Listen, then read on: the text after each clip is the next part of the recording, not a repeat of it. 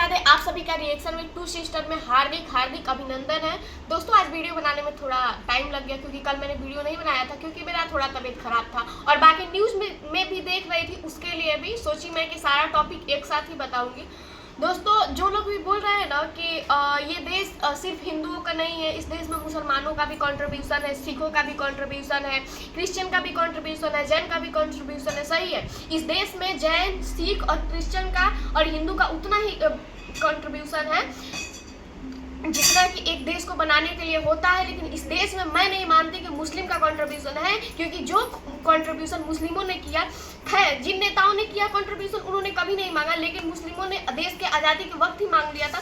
सिखों ने अपने लिए अलग देश नहीं मांगा, जैन ने अपने लिए अलग देश नहीं मांगा, बाकी जो जितने भी जो धर्म तो मैं नहीं मानती, जो भी पंथ है जिनका अपना अपना आस्था है, अपने अपने भगवान को मानते, उन्होंने नहीं मांगा, लेकिन मुस्लिमों ने मांगा। उनको एक अलग देश देने के बावजूद भी उनको हिंदुस्तान में रहना था, हिंदुस्तान की प्रॉपर्टी चाहिए था, वो देने के बाद भी उन्हें आज वक्फ बोर्ड चाहिए, उन्हें हिंदुस्तान की सारी ज़मीन चाहिए, उन्हें हिंदुस्तान को जो जितने भी हिंदू, क्रिश्चियन, सिख, ईसाई हैं उनको मुस्लिम बनाना है। क्यों? क्योंकि ये देश मुस्लिम कंट्री होगा, क्योंकि अल्लाह चाहते हैं। अरे अल्लाह के नाम पे तुम लोग कुछ भी नहीं कर सकते। खुद कुकर्म करके अल्लाह को क्यों बदनाम कर रहे हो?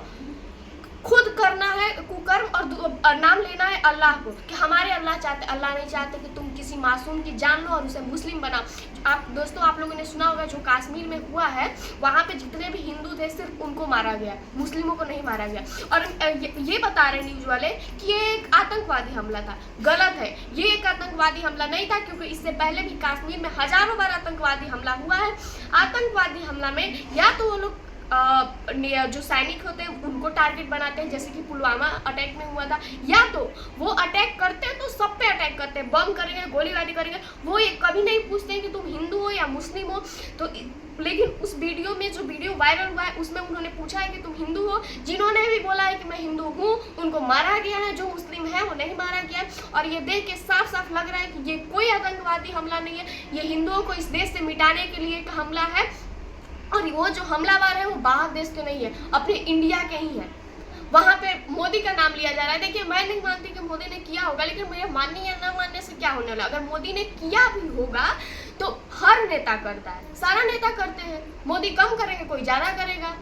इस देश में जो भी चुप रहेगा, जो भी कमजोर रहेगा, उसका फायदा उठाया जाएगा। मासूम लोगों को जान लिया जा रहा है, मासूम लोगों की जान लिया जा रहा है। बंगाल हो, यूपी हो, बिहार हो, कश्मीर हो। आज कश्मीर में हो रहा है, बंगाल में हो रहा है, कल यूपी बिहार में हो रहा है। जो लोग चैलेंज के साथ कर रहे हैं यूपी में करके दिखाइए, कल यूपी में भी होगा। और कुछ नहीं कर पाएंगे योगी, कुछ नहीं कर पाएंगे, क्योंकि जिस राज्य का पब्लिक अगर मजबूत नहीं होता है ना, वहाँ का राजा भी कुछ नहीं कर पाता है। और मैं सीना ठोक के बोलती हूँ ना कि यूपी का जो पब्लिक है वो मजबूत नहीं है, क्योंकि यूपी के पब्लिक में ज़्यादातर दलित है और दलितों को वर्तमान से मतलब नहीं है, उनको पास्ट से मतलब है। और दलित में वो नहीं बोल रहे हैं जो नीची कास्ट में आते हैं, क्योंकि हम किसी को नीची कास्ट नहीं मानते, वो खुद को मान रहे हैं। और जो नीच कास्ट है, नीच कास्ट वो है जिसकी नीच सोच होती है, जिसकी नीच कर्म होते हैं, हम उसको बोलते हैं नीच। और रहा बात कि आप लोग बोल रहे हैं कि फूले मूवी आ रहा है तो फूले मूवी से ब्राह्मणों की जल गई, ब्राह्मणों ने सेंसर बोर्ड से हटा दिया। मैं आपको बोल रही हूँ, ब्राह्मणों में इतना ताकत होगा कि उन्होंने सेंसर बोर्ड से वो चीज़ें हटवा दी जो उनको अच्छा नहीं लग रहा है। अगर आप में दम है, अगर आपके नेता में इतना दम है जो आपको भड़का रहे हैं, तो सेंसर बोर्ड में वापस वो मूवी रिलीज करवाए, वापस वो सीन लाए जो कि ब्राह्मणों ने सेंसर बोर्ड से हटवा लिया है। अगर नहीं है दम तो आप लोग चुप रहिए और जो वर्तमान में हो रहा है उस पर ध्यान दीजिए, पास्ट पे ध्यान मत दीजिए। वरना जिस दिन अगर इस देश के हिंदू और ब्राह्मणों ने बोलना शुरू किया ना, उस दिन आप बोलने के लायक नहीं रहेंगे।